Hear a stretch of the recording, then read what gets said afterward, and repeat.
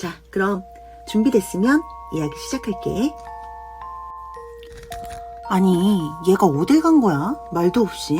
아버지 걱정 이렇게 하시는데.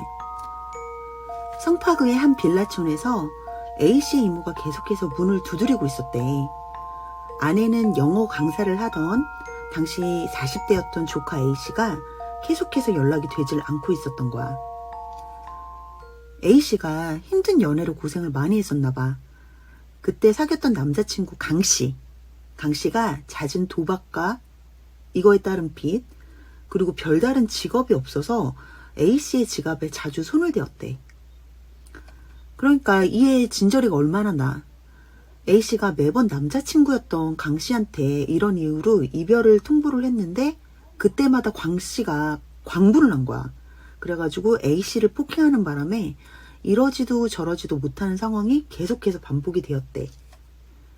그래서 이 두 사람이 A씨하고 강씨는 중학교 동창이었다가 졸업한 지 30년이 지난 후에 우연히 중학교 동창 모임을 통해서 다시 만나게 되었고 그 뒤로 두 사람이 약 1년 정도 교제를 해왔다고 해.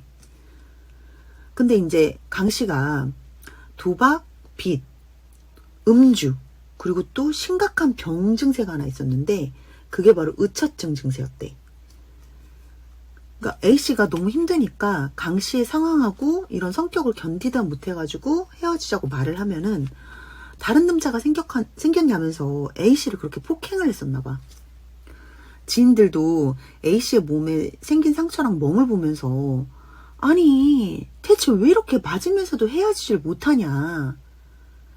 이제 A씨가 그럴 때마다 강씨가 눈이 돌아가면 아무것도 보이지 않는 사람이라 혹시라도 이제 헤어지고 났을 때 자신의 가족들한테 위험이 될까봐 너무 무서운 거야. 그래서 강하게 하지도 못하고 저러지도 못하면서 이게 시간만 계속 갔다고 해.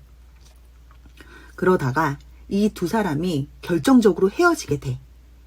그 계기가 그 강씨가 별다른 일이 없으면서도 도박은 꾸준히 했다고 했잖아. 그러다가 도박에 눈이 돌아버리니까 이 강씨의 카드에까지 몰래 손을 대는데 그 액수가 한 300만 원 정도 된 거야. 그런데 이제 기가 막힌 게 카드에서 이제 현금 인출을 하잖아. 그럼 이제 그 카드 주로 메시지가 날아갈 거 아니야. 그러니까 그걸 들킬까봐 A씨의 핸드폰을 미리 몰래 숨겨놨다가 그 메시지는 싹 지워놓은 거야. 근데 이게 숨겨지나. 나중에 이제 그 사실을 알게 된 A씨가 화가 얼마나 나. 그동안 참을 만큼 참았고 그 강씨를 겁내서 우려했던 일들이 더 이상 두렵지가 않을 만큼 A씨의 분노가 이제 폭발을 한 거야.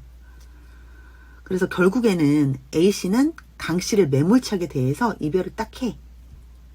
그런데 이제 거기에 앙심을 품은 거지 강씨가.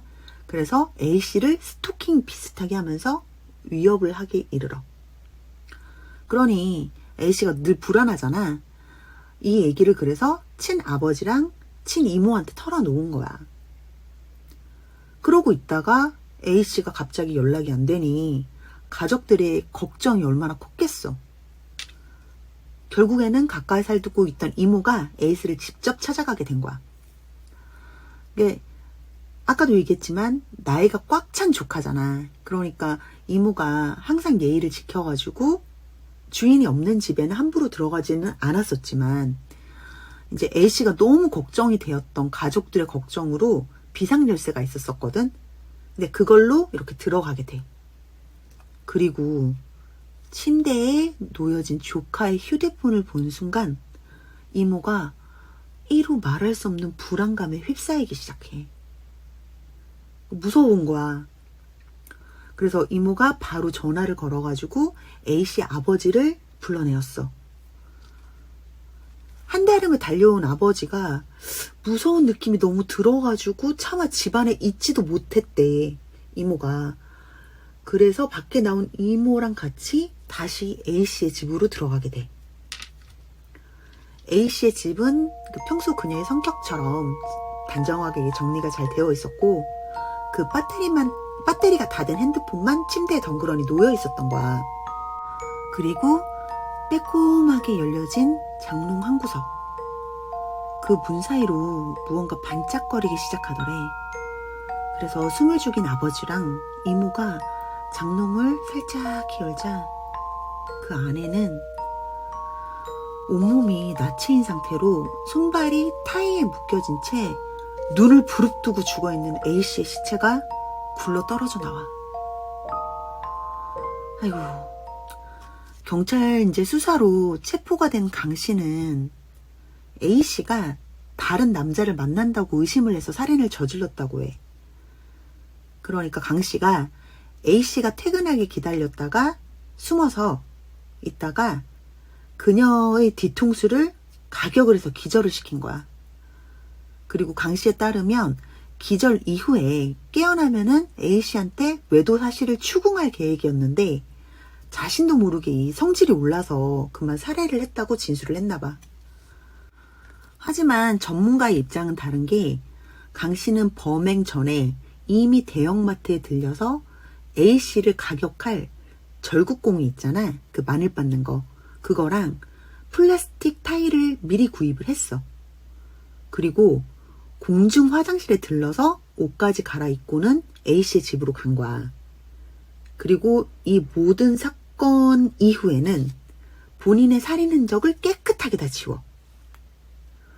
그리고 플라스틱으로 시체를 묶은 이유에 대해서는 시초가 장롱에 다 들어가지 않으니까 팔에 묶어서 넣을 심산이었다고 한 거야. 하지만 이거는 모두 계획된 범죄에 불과했고 범행 직후에 강씨가 가장 먼저 한 일이 A씨의 지갑에서 카드를 훔쳐서 현금을 한 1,000만 원 정도 인출을 한 다음에 어딜 갔는 줄 알아? 도박장으로 향했대. 그러니까 이제 애초에 강씨는 금전을 목표로 하고서 A씨한테 접근했을 가능성이 컸을 거라고 전문가들이 예상을 한대. 근데 이제 착한 A씨가 그 충적을 채워주다가 잦은 폭행이 있고 금전적인 손해를 더 이상 감당을 못하고 이제 지원을 못해주고 나서 헤어지자고 하니까 그 원망하고 분노가 그런 범행을 저질렀을 거라고 예상한다고 하더라고. 도박도 마약하고 같은 중독성이라 한번 중독이 되면 스스로 자제할 수가 없고 정상적인 사고를 할 수가 없대. 그 어떤 이유에서라도 데이트 범죄는 근절되어야 된다고 나는 생각하거든. 다른 사람의 소중한 삶을 빼앗는 일은 이게 절대로 있어서는 안 된다고 나는 생각해. 다소 무서운 이야기였지? 근데 이야기 좀 잘 들었는지 궁금하다. 또 다른 이야기가 궁금하다면 좋아요하고 구독 꼭 부탁할게. 자, 오늘 하루도 고생 너무너무 많았고 또 봐요. 안녕.